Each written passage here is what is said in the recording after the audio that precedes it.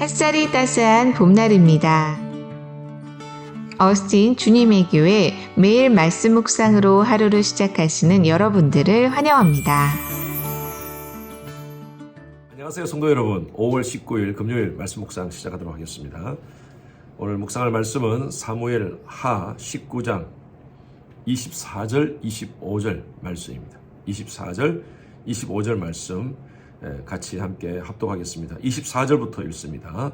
사울의 손자 머비보셋이 내려와 왕을 맞으니 그는 왕이 떠난 날부터 평안히 돌아오는 날까지 그의 발을 맵시 내지 아니하였으며 그의 수염을 깎지 아니하였으며 옷을 빨지 아니하였더라. 예루살렘에서 와서 왕을 맞을 때에 왕이 그에게 물어 이르되 머비보셋이여 내가 어찌하여 나와 함께 가지 아니하였더냐 하니 구테타를 일으켰던 압살롬이 다윗의 신복 요압에 의해서 죽임을 당합니다. 그리고 이제 다윗이 왕권을 회복하는 장면입니다.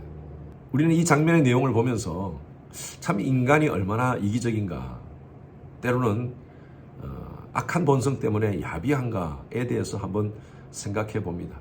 과거에는 다윗을 따르던 사람들이 압살롬이 왕권을 잡았을 때 압살롬에게 다 붙었고요. 그리고 압살롬이 죽고 나니까 이제는요 다윗에게 붙습니다. 오늘 그 장면 한번 보십시오. 16절 보면 시므이라는 사람이 나옵니다.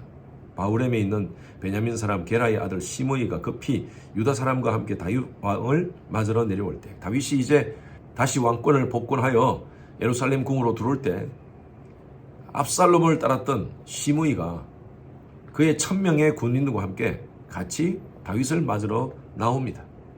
이때 이 모습을 바라봤던 아비새라는 사람이 있었습니다.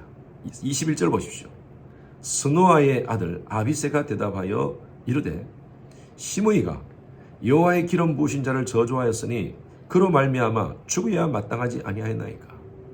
시므이가 왕 앞에 무릎 꿇고 왕의 그 왕권 회복을 축하하는 그 장면에서 아비새가 시므이 이 사람은 왕을 배반했던 사람이었습니다. 이 사람은 마땅히 죽여야 되는 사람입니다 라고 이렇게 다윗 왕에게 얘기를 합니다. 그러나 다윗 왕은요 이 시므이를, 자신을 배반했던 그 시므이를 통 큰 마음으로 살려줍니다. 마땅히 죽어야 될 시므이가 다윗 왕의 은혜로 다시 삽니다. 여러분, 저와 여러분들 하나님의 은혜로 살고 있습니다. 죄와 허물로 죽었던, 마땅히 영원한 사망 가운데 거해야 했던 저와 여러분들이 에베소서 2장 8절 9절 말씀에 너희가 그 은혜를 인하여 믿음으로 말미암아 구원을 얻었나니 이것은 너에게 난 것이 아니요 하나님의 선물이라. 하나님의 선물로 우리는 구원을 얻었습니다. 마땅히 죽어야 될 저희들, 하나님께서는 독생자 예수 그리스도를 이 땅 가운데 보내셔서 우리의 모든 죄값을 예수님이 대신 지불케 하셨습니다. 그래서 하나님의 은혜로 살아가는 사람들이 저희들입니다. 우리는 이 땅 가운데 살면서요 하나님이 주신 이 놀라운 은혜를 잊지 않아야 될 것입니다. 다윗이 다시 왕이 되어서 예루살렘에 들어올 때 그때 다윗을 맞이한 사람이 또 있었습니다. 그 사람이 누구냐면 머비보셋이라는 사람이었어요. 이 머비보셋은요 사울 왕의 손자입니다. 다윗과 절친이었던 요나단의 아들이었습니다. 그는 5살 때 사울이 죽었다는 소식을 듣고, 전쟁터에서 죽었다는 소식을 듣고 유모가 이 머비보셋을 안고 가다가 아이를 떨어뜨려서 다리가 부러져 장애인이 된 사람이었습니다. 그래서 중증 장애인이었죠. 이 머비보셋이 다윗이 오신다는 소식을 듣고 다윗 왕 앞에 무릎 꿇고 엎드립니다. 24절 보십시오. 사울의 손자 머비보셋이 내려와 왕을 맞으니 그는 왕이 떠난 날부터 평안히 돌아오는 날까지 그의 발을 맵시 내지 아니하였으며 그의 수염을 깎지 아니하였으며 옷을 빨지 아니하였더라. 다윗을 생각하면서 자신을 가꾸지 않았던 그런 사람이었다는 것이죠.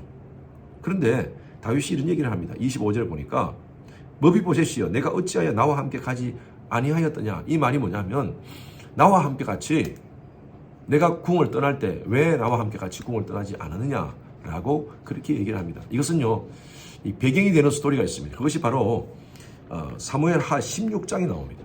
이 배경을 모르면 이 말씀을 이해할 수가 없습니다. 여러분, 사무엘 하 16장을 성경책에 있는 분들은 다시 한번 찾아보십시오. 다윗이 이제 압살롬에게 쫓겨서 궁을 떠나는 그 장면 속에 머비보셋의 종이었던 그 당시에 사환이었던 시바가 음식을 가지고 다윗에게 나타납니다. 1절 한번 보십시오. 다윗이 마루턱을 조금 지나니 모비보셋의 종 시바가 안장 지온 두 나귀에 떡 200개와 금포도 100송이와 여름 과일 100개와 등등을 가지고 다윗 왕을 맞이합니다. 그때 다윗이 묻습니다. 너의 주인은 왜 안 나타났느냐? 누구죠? 모비보셋이죠. 모비보셋은 어디 있느냐 하니까 3절 보십시오. 3절. 왕이 이르되 내 주인 아들이 어디 있느냐 하니 시바가 왕께 이르되 예루살렘에 있는 그가 말하기를 이스라엘 족속이 오늘 내 아버지의 나라를 내게 돌리리라 하는지라. 이 말이 무슨 말이냐 하면 시바가 왕 다윗에게 이렇게 얘기하는 것이죠. 모비보셋이 자기 아버지, 자기 할아버지 따라 다윗이 없는 이 틈을 타서 왕이 되겠다고 합니다 라고 이렇게 얘기를 합니다. 다윗이 얼마나 화가 났겠습니까? 지가 압살롬에게 쫓겨서 도망가는 이 판에 자기가 모비보셋을 그렇게 생명을 살려줬는데 어떻게 은혜도 모르고 자기가 왕이 되겠다고 하느냐. 그래서 기분이 나빠서 4절에 보십시오. 다윗이 시바에게 이르되 모비보셋에 있는 것이 다 내 것이니라. 모비보셋의 재산을 다 너에게 주겠다 라고 이렇게 얘기를 합니다. 시바가 거짓말을 한 거죠. 자기 주인인 모비보셋과 다윗을 이간시킨 것입니다. 다윗이 이것을 생각하고 모비보셋이 나왔을 때 네가 왜 나를 따라가지 않느냐 라고 얘기하니까 다시 19장을 한번 보십시오. 모비보셋이 이렇게 얘기합니다. 26절 보십시오. 내 주 왕이여 주의 종인 나는 다리를 절므로 내 나귀의 안장을 지어 그 위에 타고 왕과 함께 가려 하였으나 내 종이 나를 속이고. 내 종이 누굽니까? 시바였습니다. 다윗과 함께 같이 예루살렘 궁을 떠나려고 했는데 시바가 속여서 가지 못했다는 이 얘기를 합니다. 다윗이 그 얘기를 듣고 그런 상황이 있었구나 하면서 29절에 왕이 그에게 이르되 내가 어찌하여 내 일을 말하느냐. 내가 이르노니 너는 시바와 밭을 나누라. 시바에게 모비보셋의 땅을 다 주었죠. 다윗이. 이제는요 시바에게 내 땅을 나누어라. 그러니까 모비보셋이 뭐라고 얘기합니까? 괜찮습니다. 그가 전부 갖게 하소서. 여러분 모비보셋 입장에서 한번 생각을 해보십시오. 자기는 다윗을 따라가서 그 은혜를 갚고 평생을 살고 싶었지만 자기의 종 시바가 거짓말을 하는 바람에 다윗과 자기의 관계가 서운해졌습니다. 얼마나 억울했어요. 그것도 억울할 뿐만 아니라 자기가 가지고 있는 모든 재산을 다 시바에게 뺏겨버렸어요. 그 억울함을 가지고 통탄의 삶을 살고 있을 때 다윗이 다시 복권을 했습니다. 시바를 정말 죽이고 싶은 마음이 들지 않겠어요? 그리고 재산을 다 자기가 가지고 있던 재산을 다 빼앗겼는데 그것을 다 가지고 오고 싶은 마음이 들지 않겠습니까? 그럼에도 불구하고 다윗이 그 재산을 나누어라 할 때 아닙니다. 그 재산 다 주십시오. 모비보셋이 참 마음이 넓은 것 같아요. 통이 큰 것 같아요. 다윗이 왕권이 복권된 것 그것도 감사. 또 이렇게 다윗에게 다시 관계가 회복된 것 그것만으로도 감사. 모비보셋은 더 이상 바랄 것이 없었습니다. 여러분의 삶 가운데도 마찬가지입니다. 억울함을 당할 때가 있습니다. 정말 내가 그런 일을 하지 않았고 내가 그런 말을 하지 않았음에도 불구하고 다른 사람이 나를 모함하고 이간하고 또 힘들게 하고 내가 말을 하고 싶은데 말할 형편을 못 대고 그렇게 억울하게 지낼 때가 있습니다. 마치 모비보셋 같이 꼼짝을 못하고 오랜 시간 동안 지내는 분들이 계실 겁니다. 하나님의 백성들은요 하나님이 책임져 주십니다. 끝까지 정직하고 끝까지 바른 삶을 산다면 또 하나님께 붙들림 바 되는 삶을 산다면 하나님이 그 문제는 해결해 주실 것입니다. 계속 다른 사람을 정죄하고 미워하고 억울한 일을 당했다고 다른 사람에 대해서 험담하면요 첫 번째로 하나님과의 관계가 깨집니다. 그리고 그 사람과의 관계가 깨지는 거예요. 우리는 관계를 중요시 여겨야 됩니다. 그래서 억울한 일 당했더라도 내가 그 사람에 대해서 비방하거나 원망하거나 똑같이 비판하지 맙시다.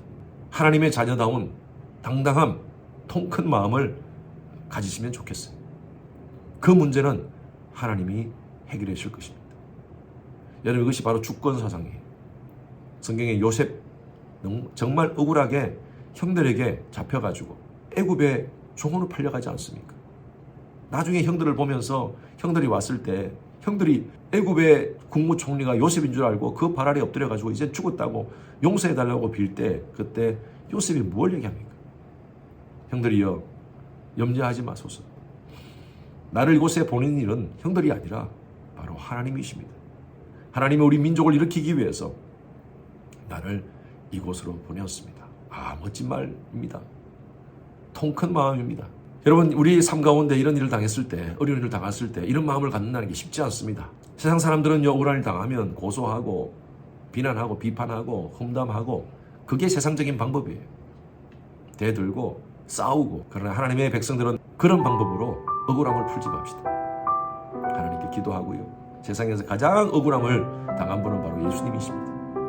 그분은 죄도 없이 십자가에 달려 죽으셨어요. 그리고 저들의 죄를 용서하여 주시옵소서, 그렇게 기도했던 분이셨어요. 우리가 예수님처럼 될 수 없지만 예수님 흉이라도 내봅시다.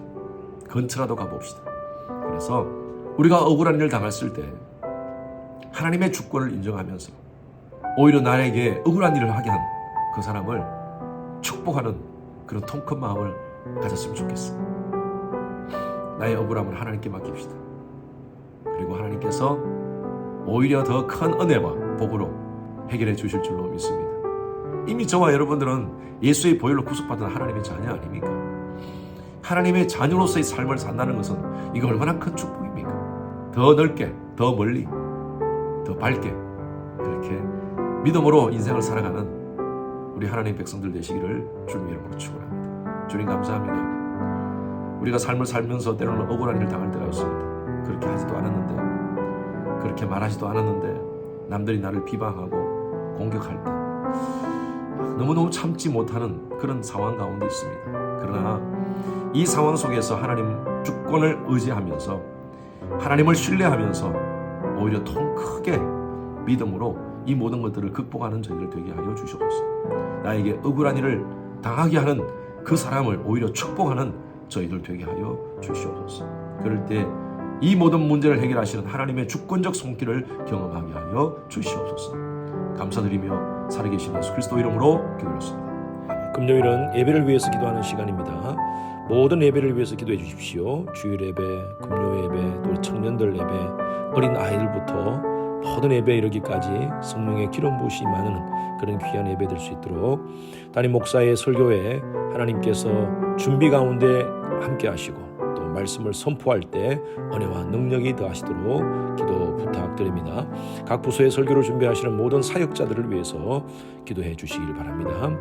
예배를 위해서 섬기는 여러분들이 계십니다. 미디어, 안내, 찬양, 교사 등으로 섬기는 그 봉사자들이 기쁨과 감사함으로 섬길 수 있도록 해달라고요.